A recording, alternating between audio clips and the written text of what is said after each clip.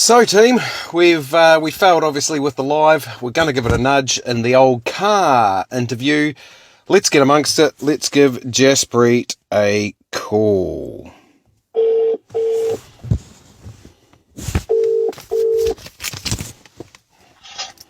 Hello? Hello, Jaspreet. Hi, Lucas. How are Sorry, you? that didn't go well, did it? No, it didn't, but, it's not your fault necessarily. It's, if you've followed much of Kiwi Voice, you'll see we continually battle with technology. Alrighty, sweet. So tell us a little bit about yourself and how you got into, or why you've got an interest and developed an interest in the Agenda 2030 and the whole UN thing and how it's affecting you personally. Right. So my husband and I came to New Zealand in 2009. It was just the two of us then. We've got two little kids now. And for the last couple of years, all we've heard here in New Zealand is, especially after the UN Gatekeepers Conference, where Jacinda Ardern was a keynote speaker, Right. was how New Zealand is going to become the first country in the world to implement the United Nations Sustainable Development Goals via legislation. Right. That really pricked up my ears. Yes. Because the UN is something I've been following since early 1990s. Yes. My dad in the Indian Army was moved as a part of the Indian contingent deployed to Somalia with the United Nations. He came back, he lost 7 men in an ambush there. And I think in my teenage years that had a deep impression on me. Yeah. In fact, on this 26th August, it'll be 28 years since those men passed. Right. Then, by some coincidence, almost 20 years after Dad, my brother, who joined the Indian Army, he's currently a serving colonel, he was rotated to Congo as the United Nations peacekeeper. So you can see my interest. We had family in war zone, especially at the time when Dad went. There was no internet and one satellite phone, and one was always worried, never knowing what was happening. It's been 30 years of down the step. Yeah, absolutely. Now, just picking up what you said to start that, I mean, I can completely understand a deep connection to the topic and interest just based on that brief explanation that you've given there. But you mentioned you heard Jacinda Ardern specifically saying at what? Sorry, was that a conference of some sort? Just update me or refresh me on that. Yep, this was the United Nations Goalkeepers Conference. Okay. So this is the Goalkeepers is an organization, or rather just sort of a front by the Bill and Melinda Gates Foundation to monitor progress of various countries towards SDGs. Yes. How far down the road are different countries in implementing the Sustainable Development Goals. Yes. And Jacinda Ardern spoke in one of these in 2019. 2019. 3 years ago. Yep. Okay. Yeah, that's quite full on. It's obviously going very well in Sri Lanka and Holland and Germany and Italy and a couple of other places, to be so flippant. So tell us about why, before we get into the effects that you're potentially feeling as a farmer in Southland yourself, tell us about why. Oh, there's so many things we could go off here, but tell us about why you think the local council side of things matters. I mean, yourself, you're having a crack at local council down there in Southland, I understand. Is that right? Yes, I am. Yeah, now, awesome. First thing is, just based on what I have, heard and lived through with the United Nations, why are we aspiring to be a country that's going to be implementing all its goals? What has the United Nations, its track record in Africa is less than stellar. Yes. If you look at Congo, United Nations were there in before Christmas 1960, just after Congo got freed from Belgium, and 62 years later, Congo, that's a country rich in minerals, has a life expectancy just at 60, malnutrition, hunger, child mortality. The statistics are damning, and yet we seem to think the United Nations is something to aspire for. Ethiopia, 2019, United Nations got the country to plant trees to battle climate change. Yep. The country, Ethiopia, planted 350 million trees in 12 hours. Wow. Yeah, it was a world record. And now they are saying 20 million people in the Horn of Africa, which includes Ethiopia, are starving. What makes us think this is an organization to aspire for, and this is an organization that is, a role model for us? Yes. That's one thing. And the other thing is the fact that when did we give a mandate to our politicians that we, Kiwis, would be bound by whatever dictates the United Nations gives us by our politicians? So those are my initial issues, where are the broader issues which one looks from. Yeah. But if you look at what's happening at our councils, we are being everything as a farmer, from your winter grazing regulations to your, cultivating slopes, to more and more compliance needed, be it your fertilizer, nitrogen, water consents, and so on. The amount of paperwork has increased year on year, steadily. Steadily. And you also have things like the significant natural areas, which is an attack on private property, whichever way you may look at it. That's happening. You have the council, we have a Southern District Council. It has invested in a carbon forestry block, not far from here. Okay. And carbon forestry block, and they're inviting foreign investors here, our government is, and our councils are not doing anything when we are converting vast swaths of productive farmland into pines. So when you say a carbon forestry block, that's an interesting description. That's obviously just a shit ton of pine trees and etc. that are planted to what they would say to soak up carbon. Yeah. Because they'll completely ignore any sort of sequestration happening on farms, Yeah. We have millions of acres of land, which, if they would actually consider, a beef and lamb study last year said that close to 65 to 70% of New Zealand farms, sheep and beef farms, would be carbon neutral. But then they've gone and redefined what is a forest, what is a tree, what can actually sequester carbon. Yeah.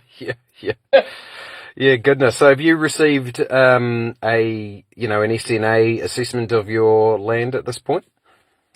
No, we have not. And I should point out, my husband and I, we don't own a farm. Okay. We are large-scale contract milkers. Yeah, gotcha. So we manage a property which is now on either side surrounded by pines.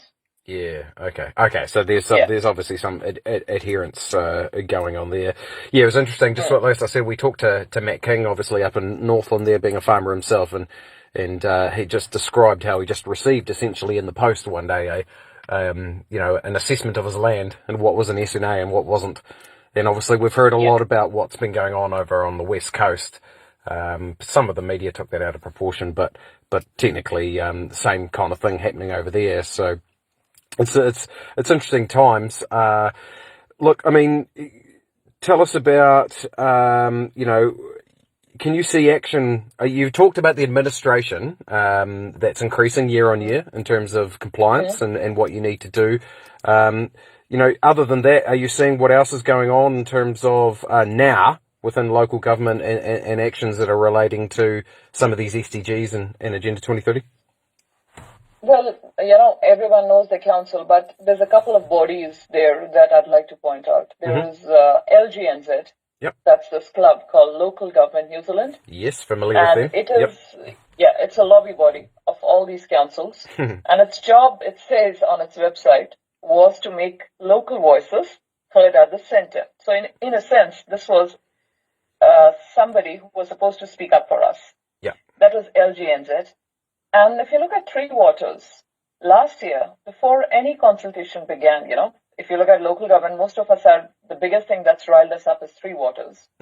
Now, last year, before any sort of consultation happened, LGNZ went along and signed a memorandum of understanding with the government, the Crown, saying that if and when the government decided to legislate Three Waters, if people were not agreeing and it has the majority, LGNZ would not oppose and would help drum up support for the reforms. Yeah.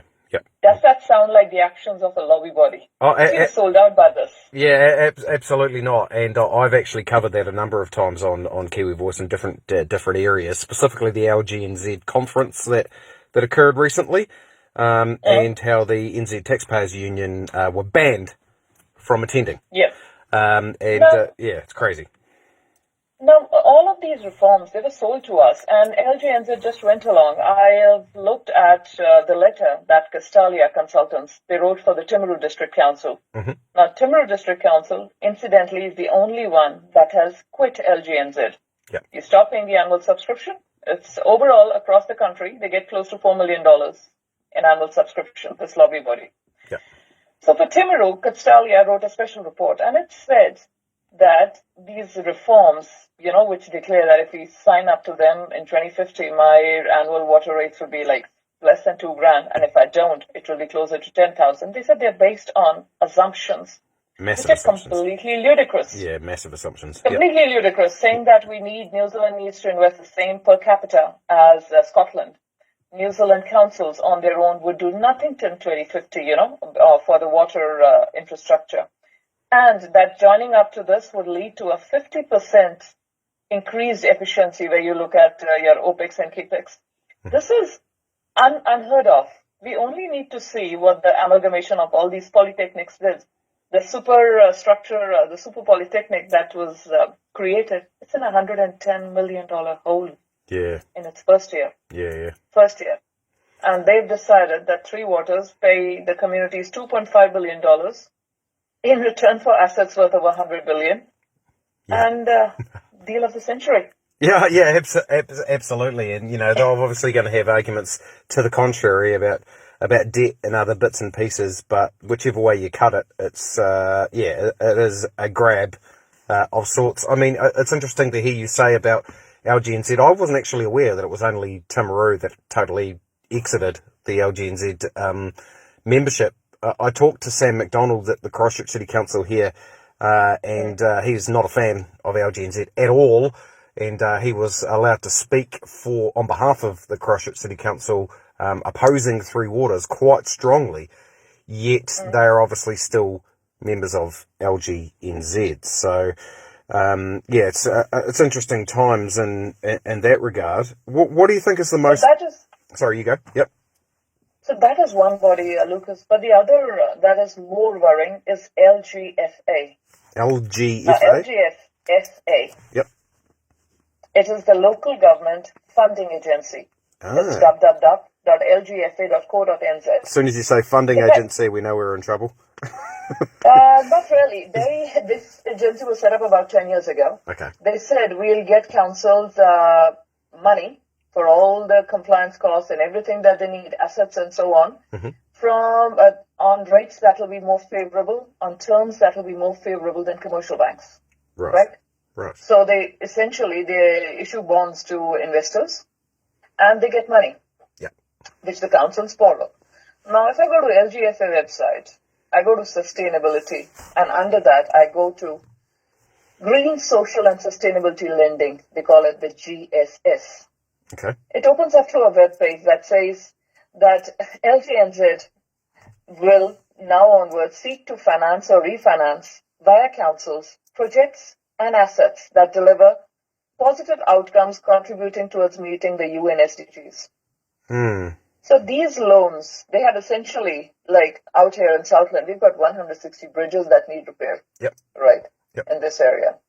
Not sustainable. They're not doing it. You're right. Invercargill can have a $75 million new museum to tell our stories. Sustainable. That's green. That meets the UN sustainability norms. Yep. So what's happening is your councils will not be able to deliver what you need. They will only be given money for what is deemed sustainable. Yes. Yeah. So LGNZ has completely, and LGFA have completely mapped out stuff to which you will be getting the money. Like the $2.5 billion, which our councils are being given in return for $100 billion worth of assets. Of that, initially, they're just being given $500 million. The remainder $2 billion will come in 2024. Okay. And that $500 million, our councils are being told what to do with it. So you have like Balclutha, small area, setting up a $12 to $15 community center. You have Invercargill, a $75 million museum, or I believe they slightly brought it down to $65 million. Yeah. And we have an existing museum for which you could have, whatever seismic, remedial work they need, probably not going to cost $65 million. But hey, it almost seems like they're hell-bent upon bankrupting us. Yeah, there's definitely those concerns. I mean, and I've been gotten myself into a little bit of hot water in terms of just the, public perception when I reference Sri Lanka and Holland in these kinds of conversations. But I'm not saying that New Zealand is on the precipice as Sri Lanka was that close. But I guess the reason I reference that is because was it not, and whether you understand this or not, maybe you can comment, that Sri Lanka as a country and their government was adhering to a certain level of compliance in order, with the SDGs, etc., in order to be able to receive these types of loans. Is that the same thing? Do you know? Am I on the right wavelength there? Absolutely. Their whole switch all of a sudden to organic farming. Yeah. All of a sudden, that happened due to the president heading off to the United Nations and giving a personal undertaking that Sri Lanka is going to completely phase out your synthetic fertilizers. Yes. And you see the same sort of pressures in New Zealand. Right. And I often say there's more than one way to skin a cat. Mm-hmm. What would need something like a huge amount of outclash at public, social pressure, and civil unrest in Sri Lanka can simply be done via legislation here. Yeah. The same end goals. There's more than one ways to meet that. Yeah. And Sri Lanka had pretty much, they had this president who went along and said, in October 2019, it said that we are going to have a roadmap to push our country to cut nitrogen pollution in half. Mm-hmm. And suddenly everything is to save us, and who cares if we go starving in the interim? Yeah. And obviously we've seen what's happened there. So, look, are you saying though essentially that farmers are prepared to, in your own personal experience, as a share milker, as a management farmer, are you saying that they're prepared to make adjustments, they're prepared to make change, as long as it's logical and able to be worked in over a reasonable period of time? Would that be a fair statement? Who defines reasonable? Yeah, well, that's it. Yeah, exactly. But I mean, not in such a hurry. Yeah. Farmers are complying, like this recent West Coast article that I mentioned about this gentleman who, just as he's ready to retire, has spent $2 million out of his retirement funds to build up a new wintering shed. Didn't want it. He says he was really angry. He's farmed that land for over 100 years, and it was in better condition than when they started. Yes. The cost of compliances, who's looking into the economics of it? Already in the past 10 years, the dairy break-even price for an owner-operator, you've gone up from sub $4 to over $8. Yes. Where will this race to the bottom end? Yeah, 100%. Yeah, no, we talked about that on air previously, but I'll mention that again, obviously for this recorded interview. But yeah, I mean, I've had a bit of dealings with the agribusiness sector in my own corporate jobs, and the numbers that you threw out there, I mean, I've been disconnected from it for a couple of years now, or a few years now, I should say. But I remember celebrating big time with a lot of my clients the $5.50 payouts that they were getting, and how well that was, what position that was putting them in. And now you're saying it's just under $9, and you're barely breaking even. Now, is that as a result of? So sorry for the people that are listening or watching this. That's the dollars per kilowatt of milk solids. Is that right? Yes, $1 per kg milk solids. So about 12 liters of milk make a kg of milk solids. Got you. That's what we are paid on. Yeah. So the costs that are escalating and therefore making a roughly $9 a kg payout not that great, or just breaking even. Is that around a lot of the administrative work and additional costs that are put on a farmer in regards to fertilizers and other bits and pieces to meet these regulations? Wages, Lucas. I remember 2009 was when my husband and I came. And that year, $13.25 per hour was the minimum wage. Yeah. This government in 2018, in their wisdom, they said that, and there's no secret that a lot of migrant labor is used in the dairy sector. Mm-hmm. Yep. In 2017 or was it 2018, they decided that to hire a foreign worker, you would need to meet threshold greater than what they call the median wage. Right. So currently, that's $27.10. Goodness, yep. That's the minimum you need to pay. So from $13.25 to $27.10, that's more than doubled. Oh, that's craziness, yeah. Yep. Yeah. And they created a differential between the Kiwis and the overseas market. I can tell you, we had a couple of years, last year, we had hired a local here. We had him signed up to manage one of our sheds. We run two dairy sheds. And my husband, being pretty upfront, he told this guy was a local, a Kiwi. He told this fellow, he says, just to be very honest, this is what you're going to be getting. And this is what my other staff is going to be getting. Now this guy was going to get a decent rate, something close to $30 an hour. Yep. But my husband told him, he says, look, the other fellows are going to get something like this. This guy thought it over, and a couple of days later came to my husband and said, Mani, he says, I appreciate your honesty, but I'll have to leave. He says, it's really galling to me that someone who's worked his way up after a decade in farming, a Kiwi, Yep. born and bred up on farms, he says, I'm going to be getting just marginally more than someone who's fresh off the boat and barely knows the systems. Yeah. And my husband said, yeah, he says, I completely understand that. And he said, that's why I wanted to be upfront. So you can he says, it's not my choice. I have the farm owners give us a fixed, pot of money for the wages, and it has to be distributed like this. In a year or so, I can tell you, Lucas, very honestly, Yep. my husband and I would be better off working as workers or farm managers rather than trying to contract milk. There's not a lot of money left. Yeah, right. And that never used to be the way. No. We run a huge overdraft, close to $100,000. We supply close to $50,000 worth of vehicles for 5-6 people, and the whole risk of what's the production going to carry, and there's no return on that investment. Yeah. There's no return on the stress. You have no, as an employer, independent contractor, you have no public holidays or anything. It's getting to be not worth it. Yeah, so since 2009, have you seen an escalation in this? Is it the right word, escalation? Have you seen quite a significant shift in the last recent period, or has it been gradual? It's got most drastic around 2018, when they still then, a Kiwi and a foreigner could get to work on the same wage, as long as it was above the minimum wage. Yeah. And dairy farming, when you add the value of milk, beast, firewood, housing, always turns out to be well above the other wages. And 2018, the government said, no, for foreign workers, you need to have a median. And it turned from suddenly, it was, I think the minimum wage was about $16.60 or something. The median turned out to be 20, and that 20 has gone up to $27 in 2-3 years. Yeah, that's... Someone like us, the wage bill has gone up, over this big place, it's gone up by close to 60,000. Right. Yeah, that's quick. Yeah, that's significantly quick. Okay, so do you have one, in terms of what's going on with specifically just shifting back to looking at Agenda 2030 and the shift down through local government and the SDGs, etc. Is there one immediate concern that concerns you the most?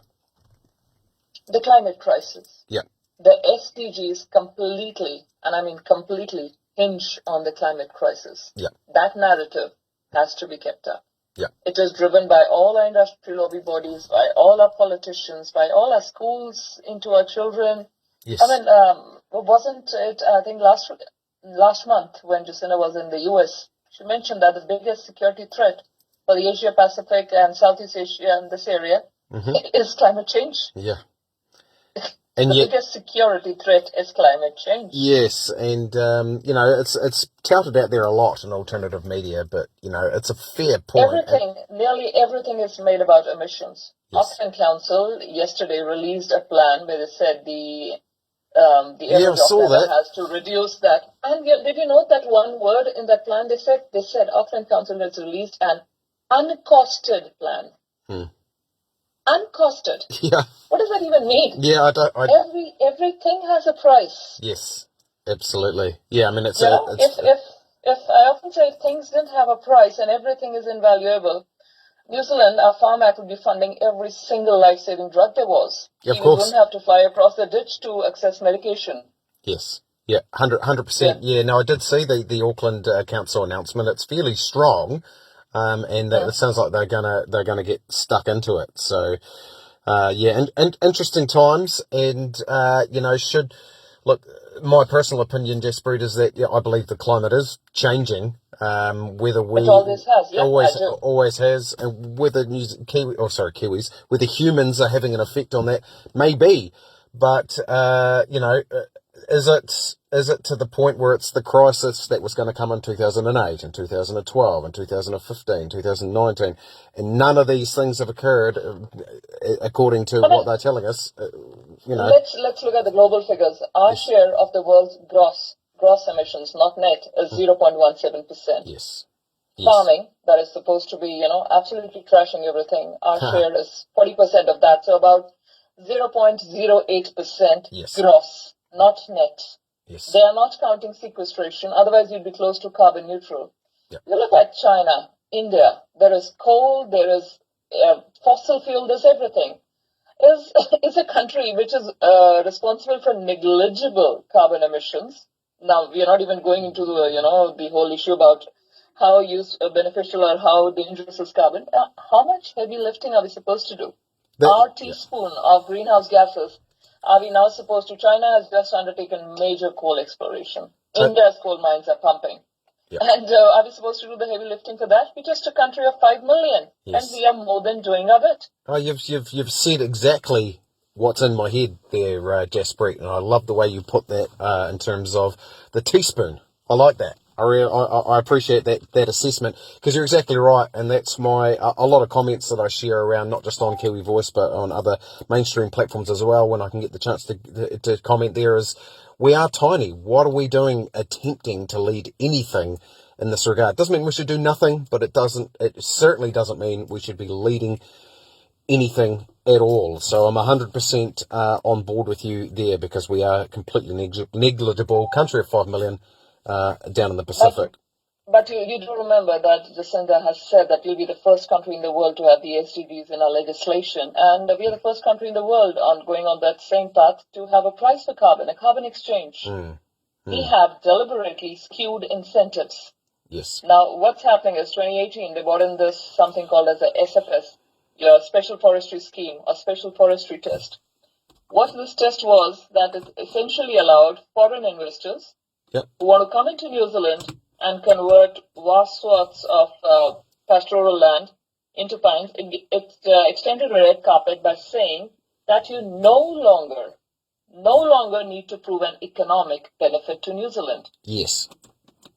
They opened the floodgates, and of course there's no economic benefit. You're swapping something like $10,000-$12,000 worth a container of shipment of prime chilled beef lamb for what, $110 a ton of pine at the border.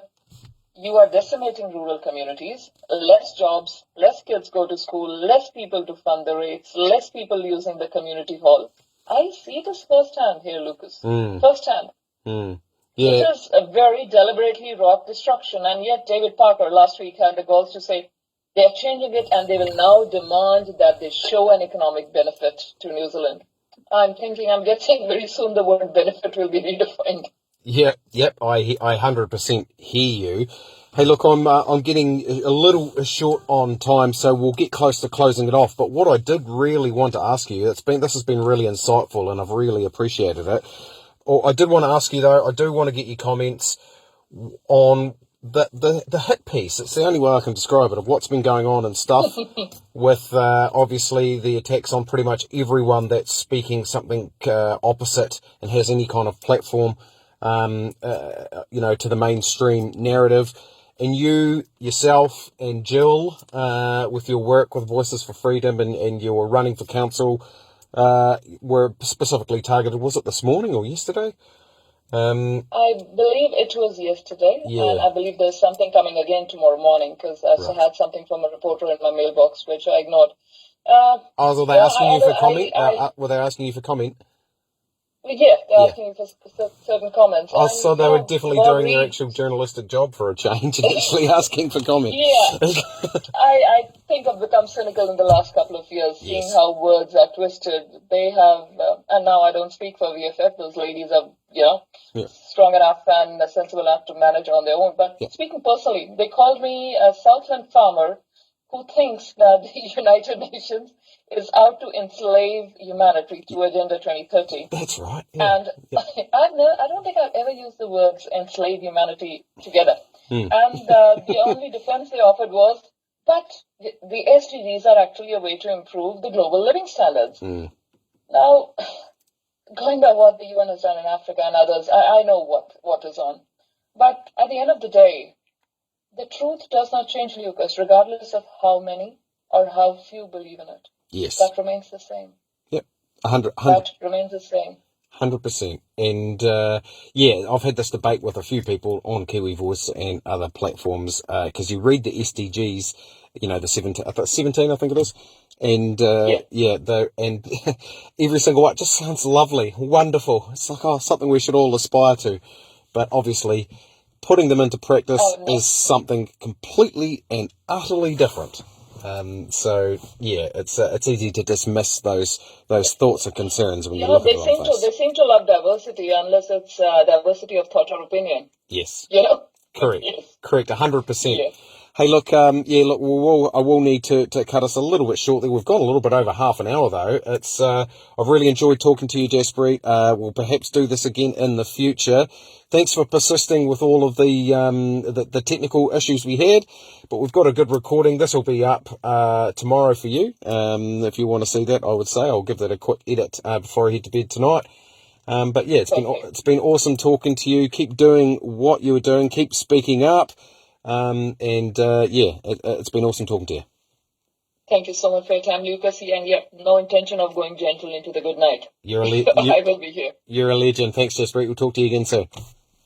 Bye-bye. Cheers, mate. Bye.